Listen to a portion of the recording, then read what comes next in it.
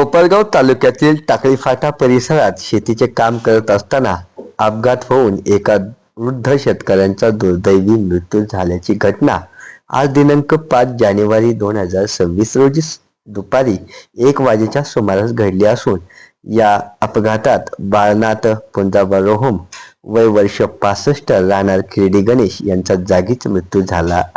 बाळनाथ हे आपल्या शेतात रोटाव्हेटरद्वारे आपल्या शेतीची मशागत करत होते।